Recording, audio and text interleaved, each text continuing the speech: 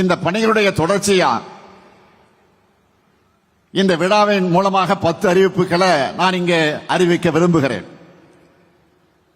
முதல் அறிவிப்பு, திட்டக்குடி மற்றும் விருத்தாசலம் பகுதிகளில் இருக்கிற வேளாண் பெருமக்கள் பயன்பெறக்கூடிய வகையில் வெல்லிங்டன் எதிரில கரைகளை பலப்படுத்துகிறது, வாய்க்காலை புனரமைக்கிறது போன்ற மேம்பாட்டு பணிகள் மேற்கொள்ளப்படும். 130 கோடி ரூபாய் செலவில். இரண்டாவது அறிவிப்பு, கடலூர் மாநகராட்சியில் இருக்கிற மஞ்சக்குப்பு மைதானம் மற்றும் சுற்றி இருக்கக்கூடிய பகுதிகள் 35 கோடி ரூபாய் மதிப்பீட்டில் பொதுமக்கள் பயன்படுத்தக்கூடிய வகையில் மேம்படுத்தப்படும். மூன்றாவது அறிவிப்பு, நம்முடைய தமிழக வாழ்வுரிமை கட்சியுடைய தலைவரும் சட்டமன்ற உறுப்பினருமான திரு வேல்முருகன் அவருடைய கோரிக்கை ஏற்று சட்டமன்றத்தில் தொடர்ந்து எழுப்பினார். எங்களுக்கு கூட சில நேரங்கள் கோபம் வந்தது. ஆனால் அந்த கோபம் இருக்கக்கூடிய இடத்துல தான் குணம் இருக்கும் என்று சொல்லுவார்கள்.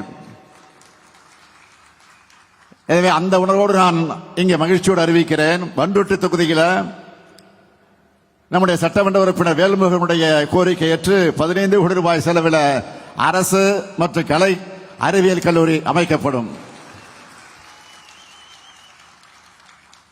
நாலாவது அறிவிப்பு,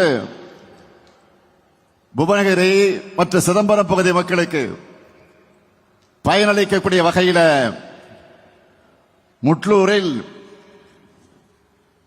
முட்லூரில் இருந்து சேத்தியாத்தோப்பு வரை இருக்கிற 2 வழிச்சாலை 4 வழிச்சாலையாக 50 கோடி ரூபாய் மதிப்பீட்டில் மேம்படுத்தப்படும். அஞ்சாவது அறிவிப்பு, நெய்வேலி பகுதியில் கெடிலம் ஆற்றங்கரையில் செம்மேடு, சிறுவாத்தூர், இளந்தம்பட்டு கிராமங்களில் 36 கோடி ரூபாய் செலவில் வெள்ளத்தடுப்பு மற்றும் சீரமைப்பு பணிகள் மேற்கொள்ளப்படும். ஆறாவது அறிவிப்பு, திருவந்திபுரம் கோயிலுக்கு செல்லும் பக்தர்கள் பயன்பெறக்கூடிய வகையில் எம்புதூர் முதல் திருவந்திபுரம் வரை இருக்கக்கூடிய சாலை 7 கோடி ரூபாய் மதிப்பீட்டில் மேம்படுத்தப்படும். ஏழாவது அறிவிப்பு, குறிஞ்சிப்பாடியில் புதிய வட்டாட்சியர் அலுவலக கட்டடம் 6 கோடி 50 லட்சம் ரூபாய் செலவில் அமைக்கப்படும்.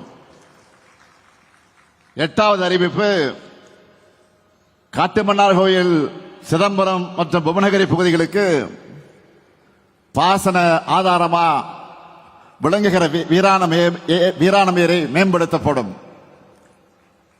இது விவசாயிகளுடைய நீண்ட நாள் கோரிக்கை.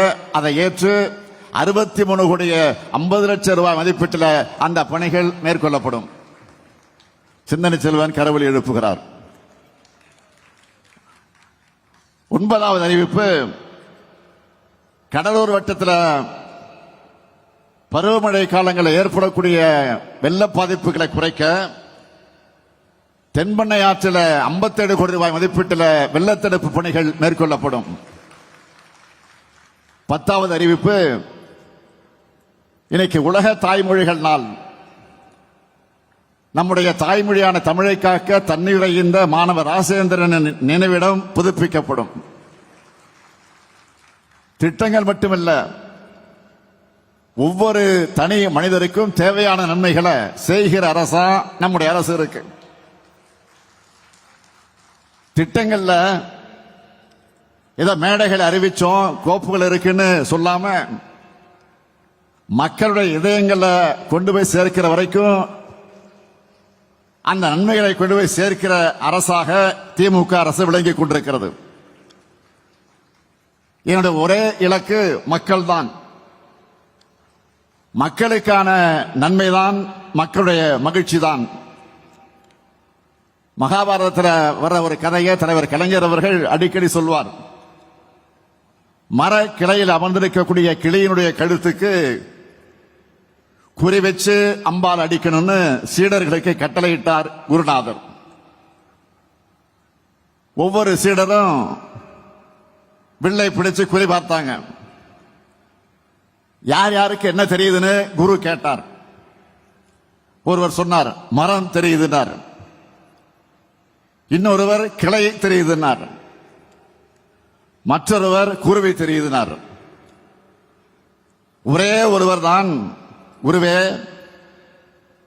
எனக்கு குருவியினுடைய கண் தெரியுதுன்னு சொன்னாராம். ஆக லட்சியவாதிக்கு அவருடைய கொள்கைகள் மட்டும்தான் தெரியணும்னு எடுத்துக்காட்டா நம்முடைய தலைவர் கலைஞர் அவர்கள் இந்த கதையை சொல்வார். அதே போல நாம செய்ய வேண்டிய நன்மை மட்டும்தான் என்னுடைய கண்ணுக்கு தெரியும். அவதூறுகள், வீண் புகார்கள், வெட்டி பேச்சுக்கள்ல நான் கவனத்தை செலுத்துறது இல்லை. அதனாலதான் இந்த 3 ஆண்டு காலத்தில் ஏராளமான திட்டங்களை தீட்ட முடிஞ்சது.